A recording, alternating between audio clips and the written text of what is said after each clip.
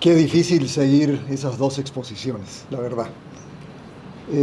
Un privilegio estar acá esta mañana. Quiero reiterar nuevamente eh, nuestro agradecimiento como universidad que este foro se pueda desarrollar acá. Agradezco mucho a Anthony Pereira, nuestro director del Centro Latinoamericano, por copatrocinar esto, y por supuesto a nuestros amigos del instituto. Y tengo pues un agradecimiento muy especial con el presidente Mawad, quien tuve el privilegio de conocer hace no mucho, y tuvimos la oportunidad de compartir una enorme cantidad de historias que de alguna manera están, y les recomiendo a todos, si no lo han leído todavía o no lo tienen, compren el libro del presidente Mawad sobre su experiencia estabilizando la economía del Ecuador y la experiencia de dolarización. Yo voy a tratar de simplemente hacer una interpretación más académica de lo que acabamos de escuchar de estos dos líderes andinos. Y quiero comenzar con algo que dijo el presidente Mawad, que la idea era cambiar la narrativa, ¿no? Es decir, acá había una narrativa tan profunda que básicamente imposibilitaba la solución de este conflicto tan profundo y de tan larga data.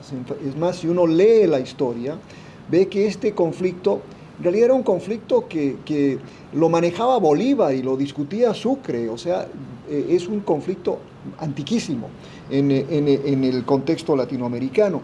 Cambiar esa narrativa, por lo tanto, era extraordinariamente complejo. Y hoy quiero también, para comenzar mis 5 minutos, decir simplemente que estamos celebrando una extraordinariamente buena noticia en un mundo extraordinariamente conflictivo.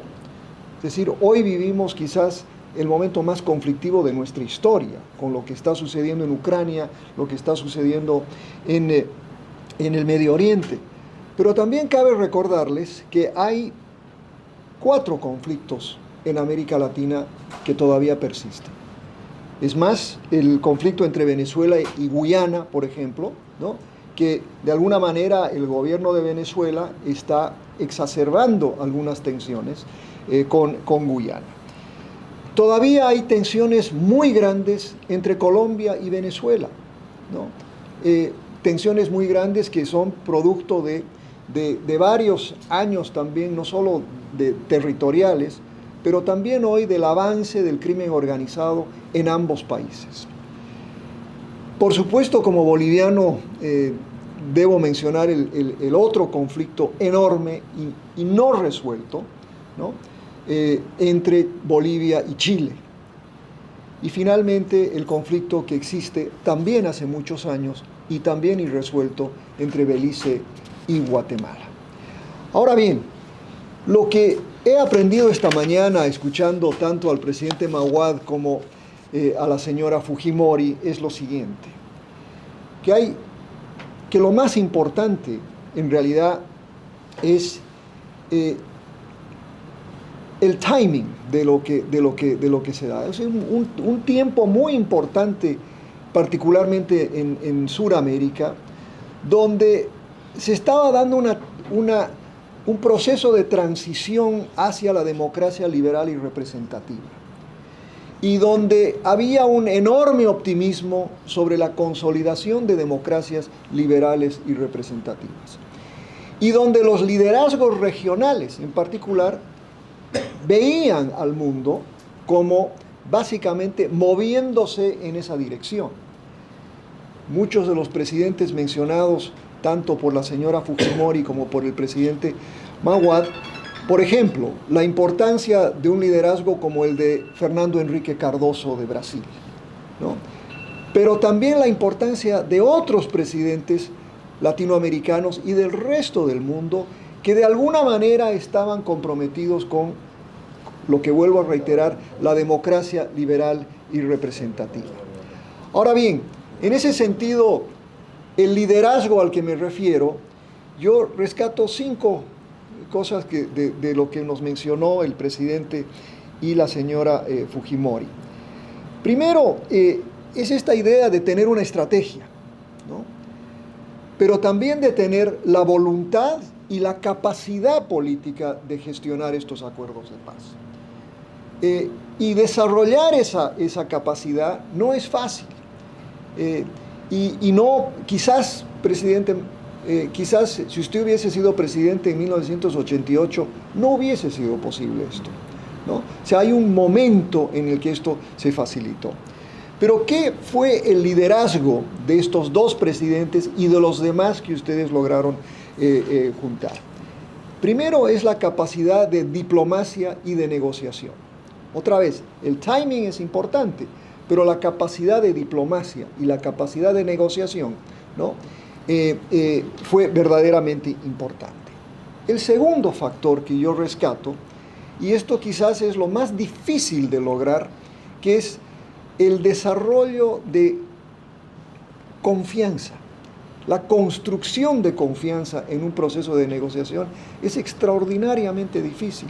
No solo lograr la confianza entre dos líderes o varios, sino lograr la confianza entre las instituciones de sus países respectivos y la confianza de la sociedad. Es decir, cómo lograr que los ecuatorianos y los peruanos, como decía bien el presidente, y como yo recuerdo como boliviano, que cada 23 de marzo teníamos que marchar, ¿no?, diciendo que mueran los chilenos, ¿no? Esa lógica de la narrativa, cómo cambiar esa confianza, es decir, crear la confianza en que el socio ecuatoriano es un socio, no es un enemigo, ¿no? Esa, yo creo que fue uno de los factores más importantes que solo se lograron por ese liderazgo que sucedió en un momento específico de la historia de Sudamérica. El tercer factor, usted habló mucho del rol de los medios de comunicación. Y hoy en día, no solo por la presencia de estas cositas, ¿no?, quizás también no hubiese sido posible por la información, el fake news y todo lo demás. Pero lograr que los medios le den una cobertura favorable a estos acuerdos fue clave. Y eso fue clave, yo creo, en gran medida por el liderazgo de estos presidentes a los que estamos honrando hoy, ¿no? Es decir, lograr cambiar la narrativa implica poder lograr que los medios de comunicación reproduzcan los mensajes que queremos dar, no mensajes contrarios al plan de paz. Cuarto, y ya concluyo, porque creo que mis 5 minutos ya se acaban, es el tema de la facilitación de acuerdos. Y lo más importante acá es que si uno ve el acuerdo global que lograron, acá hay dos cuestiones y las resumo muy fácil. Básicamente Ecuador y Perú lograron acuerdos comerciales y de integración, ¿no? Y rescato esto simple y llanamente porque creo que lograr acuerdos de integración entre dos enemigos, ¿no?, es algo absolutamente vital para lograr la paz. Y yo creo que, por ejemplo, en estos conflictos que mencioné anteriormente, al que quizás podemos agregarle el conflicto que existe entre República Dominicana y Haití, la única solución de largo plazo, lo mencionó la señora Fujimori sobre el acuerdo de 2007, es esta lógica de integración comercial, la facilitación de acuerdos de integración y de cooperación. O sea, presidente, un honor tenerlo acá. Señora Fujimori, muchísimas gracias y gracias a todos ustedes.